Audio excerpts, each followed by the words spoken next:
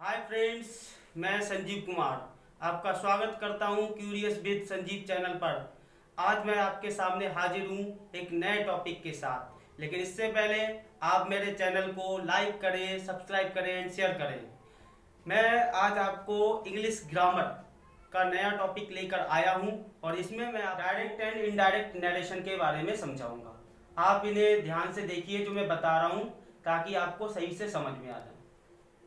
देखिए बोर्ड की तरफ, यहाँ टॉपिक है डायरेक्ट एंड इनडायरेक्ट नरेशन। मैंने एक एग्जांपल पहले इसलिए दिया है ताकि बता सकूं कि इन सेंटेंसेस में इन्वर्टेड कामास से पहले की चीज को क्या कहा जाता है और इन्वर्टेड कामास के अंदर की चीज को क्या कहते हैं। इन्हें जाहिर सी बात है कुछ ना कुछ बोलते होंगे, वैसे तो लोग सडनली बना ही देते हैं, बट यहाँ देखिए कि इन्वर्टेड कामास से पहले की चीज को कहते क्या, जो लिखा हुआ है। यहाँ लिखा है कि यहाँ रिपोर्टिंग क्लॉज, जो इन्वर्टेड कॉमा से पहले जो सेंटेंस लिखा होता है, चाहे किसी भी सेंटेंस से रिलेटेड हो, इसमें लिखा होता है, उसको हम रिपोर्टिंग क्लॉज कहते हैं। जो रिपोर्टिंग क्लॉज है, जो इन्वर्टेड कॉमा से पहले सेंटेंस लिखा है, मोहन सैड, ये मोहन सैड को हम रिपोर्टिंग क्लॉज बोलते हैं। ये मोहन सैड को ही नहीं बोलेंगे, इससे पहले का कोई भी सेंटेंस हो उसको रिपोर्टिंग क्लॉज के नाम से ही जाना जाता है। रिपोर्टिंग क्लॉज के भी दो पार्ट होते हैं। रिपोर्टिंग क्लॉज में दो पार्ट होते हैं कि जो उसका सब्जेक्ट होता है वो रिपोर्टर कहलाता है। सब्जेक्ट मोहन जो है, ये मोहन रिपोर्टर कहलाएगा, और जो सैड लिखा है ये सैड रिपोर्टिंग वर्ब कहलाता है। इसलिए इस दोनों के कॉम्बिनेशन को रिपोर्टिंग क्लॉज कहा जाता है।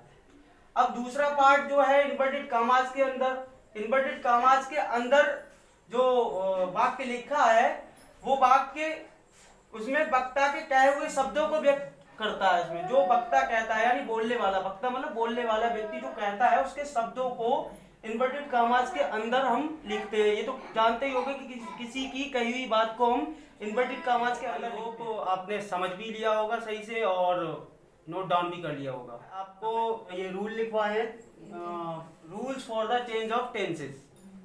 इनमें पहले आपको ये सीखना पड़ेगा कि टेंसेस को बदलते कैसे हैं, क्योंकि जब यही नहीं पता होगा कि टेंस किस में किसका चेंज होता है तो आप बना नहीं पाओगे।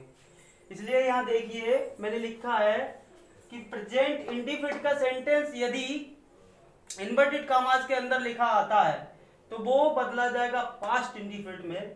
प्रेजेंट कॉन्टिन्यूस होगा तो पास्ट कॉन्टिन्यूस में बदला जाएगा। प्रेजेंट परफेक्ट कॉन्टिन्यूस होगा तो पास्ट परफेक्ट कॉन्टिन्यूस में बदला जाएगा।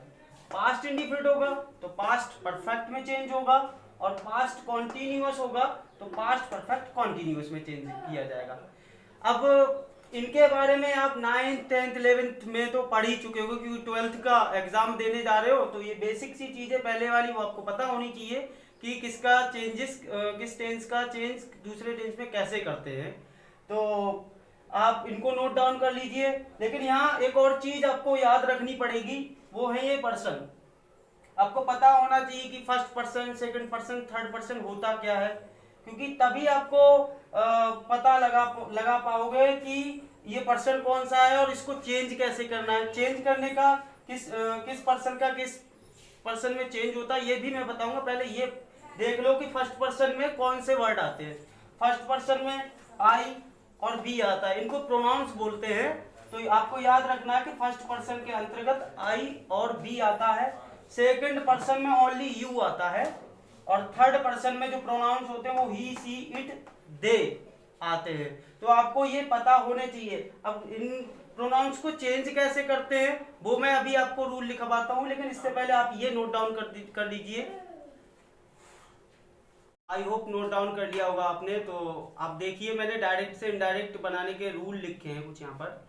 जैसे मैंने रूल नंबर 1 लिखा है कि रूल नंबर 1 में दिया है कि यदि रिपोर्टिंग क्लॉज का वाक्य प्रेजेंट इंडिफिनिट में दिया हो तो रिपोर्टेड स्पीच का वाक्य नहीं बदला जाएगा, केवल प्रोनाउंस बदले जाएंगे, और इन्वर्टेड कॉमास हटाकर कंजंक्शन दैट लगाते हैं।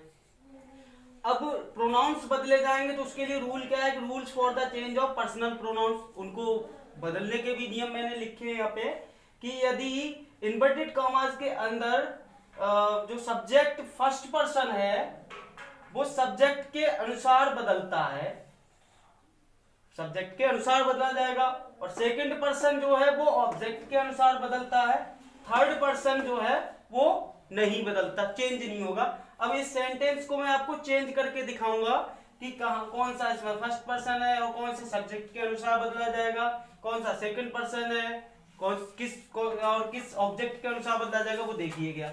यहाँ पे लिखा है कि he says comma inverted comma I teach my brother।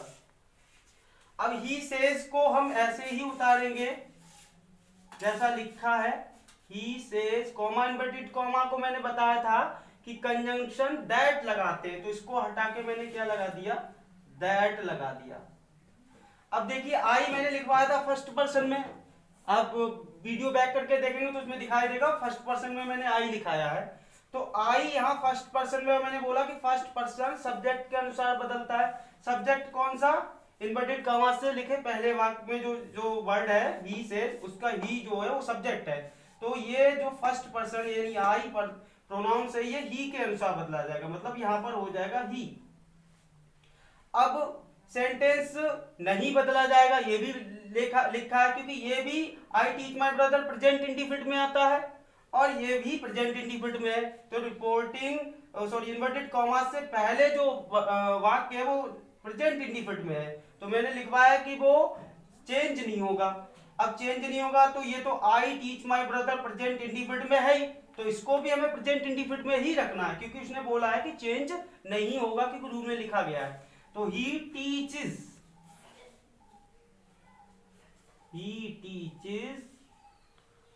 his brother, he teaches his brother। अब यहाँ आई के साथ जो माई है वो एडजेक्टिव पजेसिव एडजेक्टिव है, और इसी तरीके से ही के साथ हिज भी क्या है, पजेसिव एडजेक्टिव है। इसलिए इस तरीके से इनको चेंज करेंगे। आप रूल्स देख लीजिए, याद कर लीजिए, तभी आप डायरेक्ट से इनडायरेक्ट बना पाएंगे। Thank you.